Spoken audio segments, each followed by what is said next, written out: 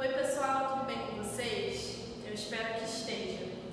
Como vocês podem ver, foi necessário adaptar o nosso formato de aulas para o bem de todos e para que esse momento difícil que nós estamos enfrentando passe logo e que nós estejamos reunidos novamente aqui na escola, certo? Então, antes de começar o nosso conteúdo, eu preciso falar com vocês a respeito do EAD, do ensino à distância.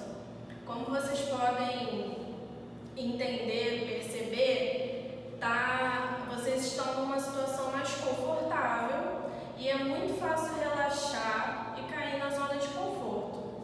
Não deixem o conteúdo acumular, assistam às aulas direitinho, nas datas que elas forem postadas, tenham atenção, levem isso a sério, sejam responsáveis com vocês mesmos. A dica que eu dou: crie uma rotina, estabeleça horários, planeja os seus estudos e cumpra, se esforce para cumprir o que você estabelecer. Não deixa para fazer tudo depois, porque vai dificultar o seu aprendizado. Você mesmo vai estar dificultando o seu aprendizado.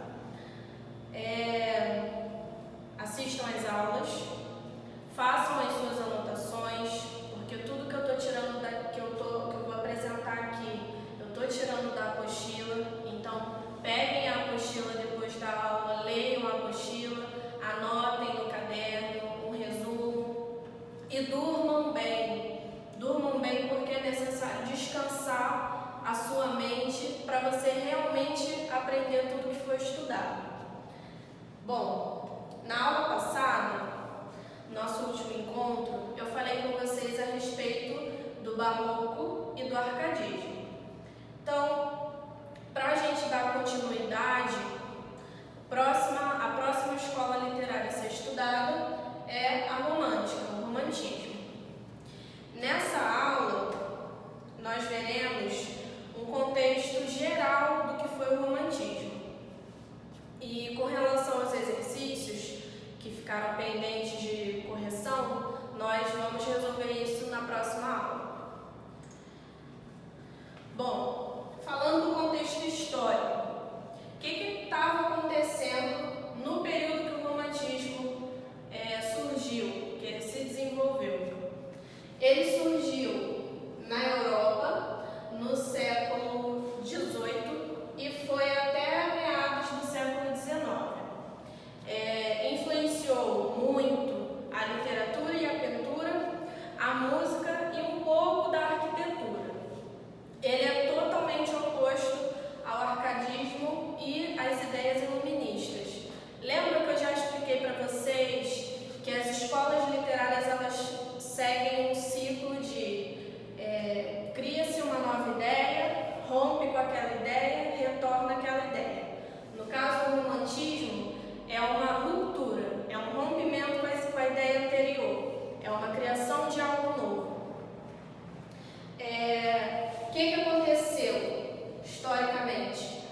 O romantismo surgiu após a Revolução Francesa, um momento bem atribulado que aconteceu na França, chegou ao Brasil no final do século XVIII.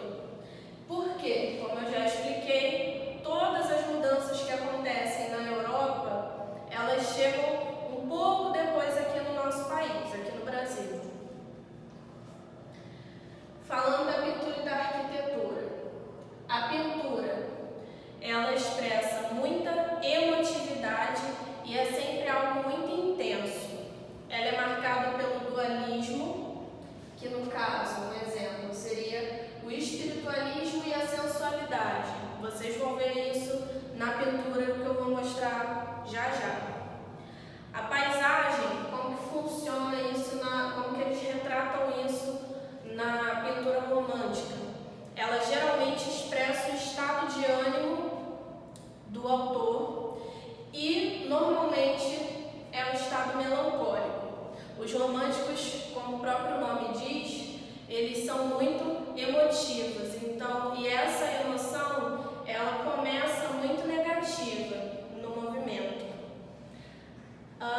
Temas dramáticos,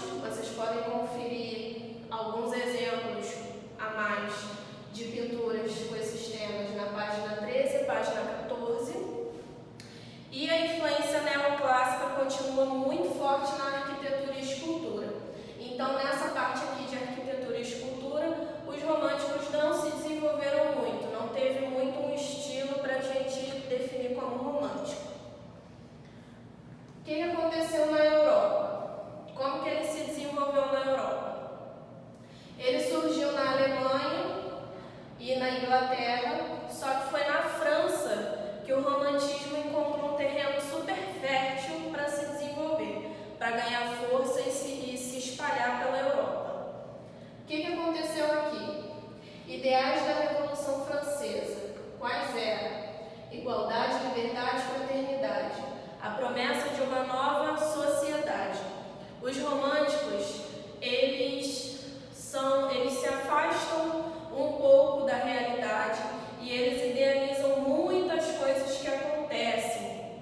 Então, na Revolução Francesa, após a Revolução Francesa, eles conseguiram encontrar, eles chegaram ao momento que a França, os franceses estavam, a burguesia tinha acabado de alcançar o poder, eles conseguiram derrubar a monarquia, instaurar outro modelo de Estado, e a burguesia, que era considerada o povão, ascendeu ao poder.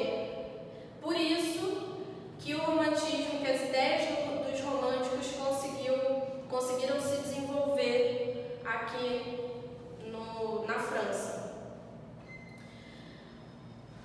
Um exemplo que nós temos aqui da pintura francesa, como eu falei, da pintura romântica, é esse quadro que foi pintado pelo Delacroix.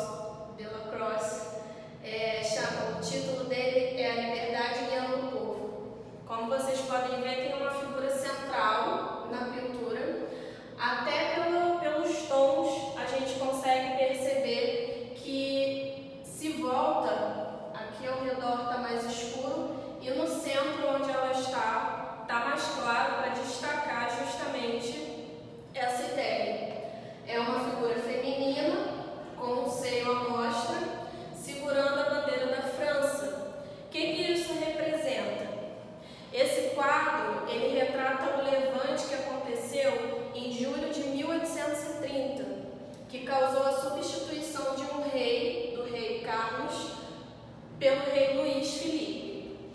E o momento que o autor escolheu retratar é o da derrubada das barricadas pelos rebeldes.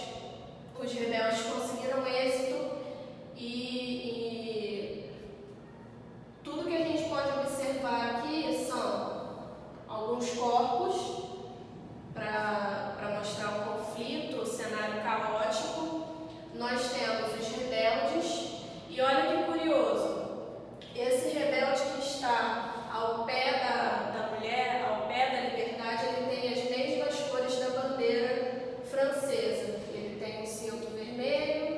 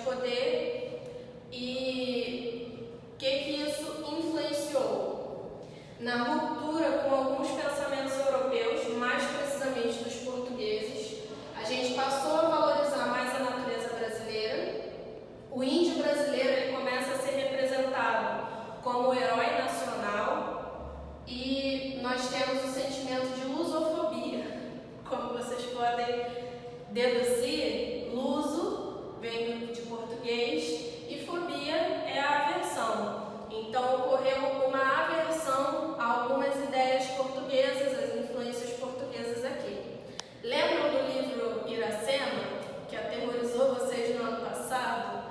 Então, ele pertence a esse período. José de Alencar, ele retrata a Índia Iracema como um ser perfeito e idealizado.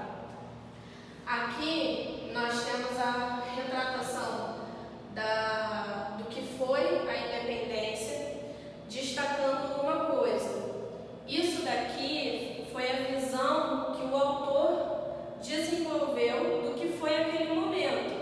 Ele não presenciou aquilo, vocês podem ver até pelo ano que a obra foi produzida, e ele mesmo reconhece que isso daqui é uma idealização do que foi a proclamação da independência.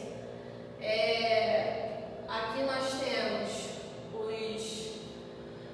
temos Dom Pedro I proclamando a independência do Brasil, camponês observando toda essa situação e um cenário de batalha, digamos assim. Essa obra é do Pedro Américo. Bom, até o romantismo, praticamente apenas o grupo seleto da aristocracia, da nobreza na época, tinha acesso à literatura. Então, com a ascensão e o fortalecimento da burguesia, um novo público leitor surgira. Isso daí acabou modificando e influenciando o estilo literário naquela época. Vinha mais ao gosto burguês a literatura que tratasse do panorama da vida brasileira, das tramas amorosas e sentimentalistas. Nesse período aqui surgiu o quê? José de Alencar escrevendo os romances indianistas que tinham como protagonistas os índios, retratados como heróis, retratados com uma certa visão idealizada. Nós tivemos outros romances, também do José de Alencar, falando a respeito tendo como figura principal da narrativa a mulher, a figura feminina, que é algo muito forte, muito predominante na literatura romântica. E surgiu também o chamado romance de folhetim. O romance de folhetim eram publicações, eu não sei, não lembro certo, se eram semanais ou diárias dessas histórias nos jornais, tá? Então, o romantismo expressa a nostalgia daqueles que já sabem que os ideais da Revolução Francesa não foram alcançados. Isso daqui é uma coisa muito recorrente. O poeta romântico, o autor romântico, ele geralmente foge muito da realidade, porque ele não quer encarar aquilo que o deixa amargurado, que o deixa triste, que o deixa melancólico. Ainda que mesmo fugindo da realidade, ele continue tendendo para essa linha sentimental. O desejo de liberdade provou ser irrealizável, porque, mesmo com aqueles ideais da Revolução Francesa, eles não conseguiram concretizar. Então, eles se decepcionaram. Assim, o romântico vai expressar esse desconcerto do mundo que também torna desconcertada a sua vida. Por isso, a literatura romântica é um pouco depressiva. A insatisfação com a realidade vai levá-lo a fugir do momento presente. Ele não quer viver o presente, ele geralmente volta para o passado, que pode ser a Idade Média, que era o período que a gente via muitas novelas de cavalaria, os heróis cavaleiros que venciam batalhas, ou a questão do passado pessoal, ou retorno à infância, seja buscando mundos exóticos,